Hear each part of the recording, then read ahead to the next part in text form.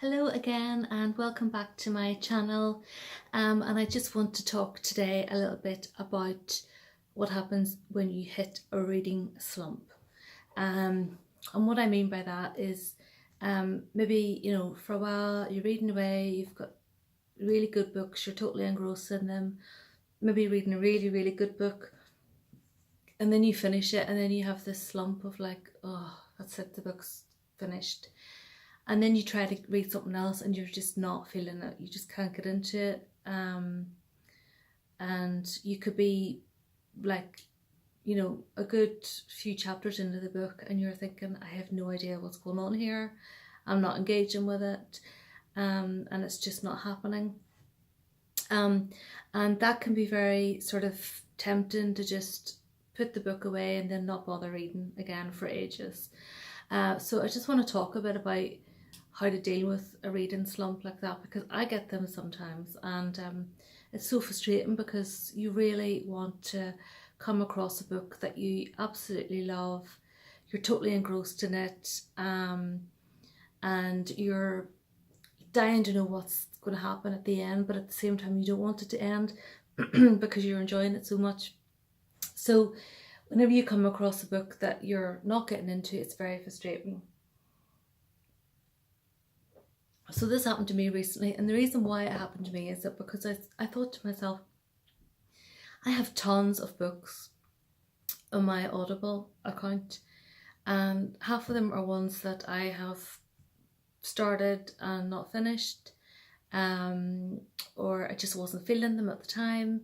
So I thought I'm going to go back and try and listen to these again and try to get into them. Well, it didn't happen. I'd be reading it and I'm thinking, I've just no idea what's going on here. I'm not engaging with this. It's not happening for me. This book really doesn't work for me at all. And whenever that happens, the best way to deal with it is just to put it to one side, forget about it and move on to another book. There's no point in making yourself, I think anyway, there's no point in making yourself trudge through to the end of a book. Some people would disagree with me. Some people would find it hard to just set a book aside. They'd feel like they have to pursue it into the end, but I just sort of think, no, it's not happening for me. I'm going to put it to the side. And another thing to do is to maybe try a change of genre for a while. So for example, for ages there, I was only reading psychological thrillers, and it's because I'm writing a psychological thriller, so I was kind of wanting to engross myself in that genre. But I thought to myself, no, I think I need to have a wee change here. So I decided to listen to some radio plays instead. And so I listened to one called Lunch by Marcy Kahan, and this was originally on Radio 4, and it was series 1 to 4, and it was put on for like 20 minutes a day or something.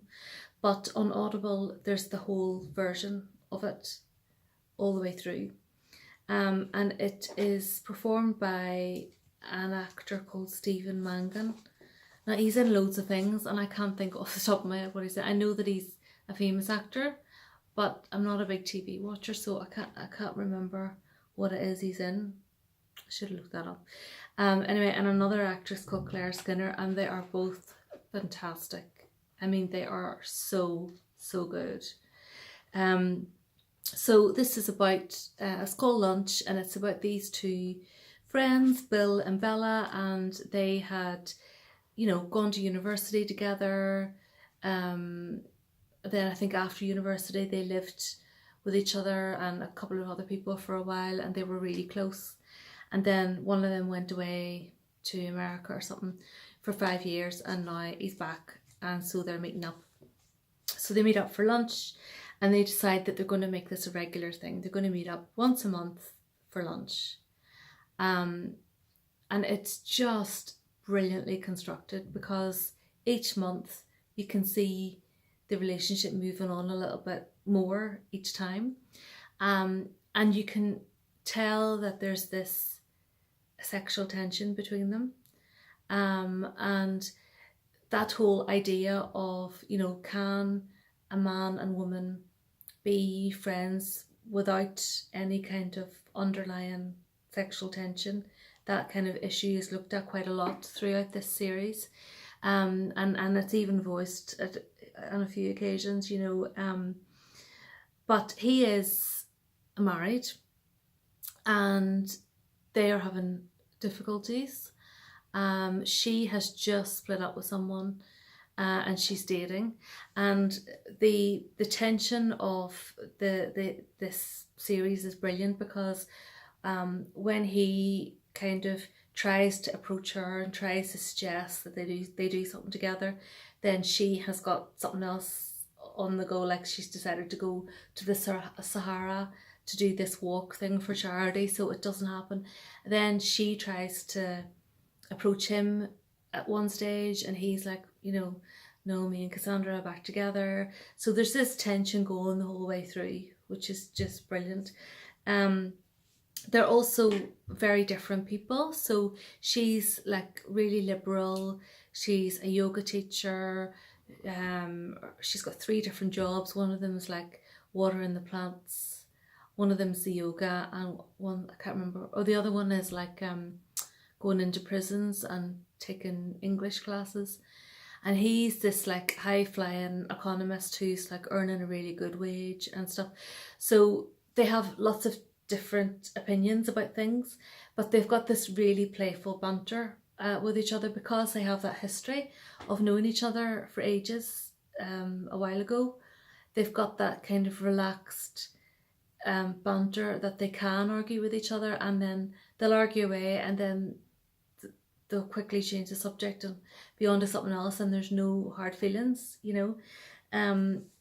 So that was really, really lovely to see that kind of relationship unfold. And I just love listening to radio plays as well. I love the way they put in all the sound effects, you know, the background noise of the cafe and the sound of the cutlery and stuff. The one thing I will say is there's parts where you can hear them eating, and I cannot bear listening to people eating. But the fact is, I love these actors so much that I was willing to overlook it. That's how much I love this play. I've actually listened to this, I think I've listened to this about 4 or 5 times. I just love it. It's one of those things where if I am having a reading slump, I'll go back and listen to this again, and I'll enjoy it every single time, you know.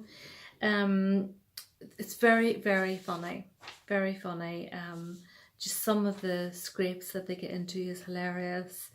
And Stephen Mangan's acting is hilarious. It's just brilliant, brilliant way of with words, you know. And then there's a part where he had to go to A&E for something, and he said, you know, it was awful. I was looking around and I was seeing all these people suffering, and it was terrible. And she was like, well, that's good. That's really good. You know, she was like, oh, you're having this empathy for people. And then he turns around, and so I decided to go home, and I re-looked at my bupa and my insurance, and I got myself sorted out that I'll never be in that situation again. So it's another example of how different they were, you know. He has this crush on his son's girlfriend. The whole scene of that was hilarious as well. Just a really, really good play. I would highly recommend it. So I'm going to wrap this up quickly. I hope you enjoyed, and do check that out if you like radio plays. And that's it from me. Over and out. Bye.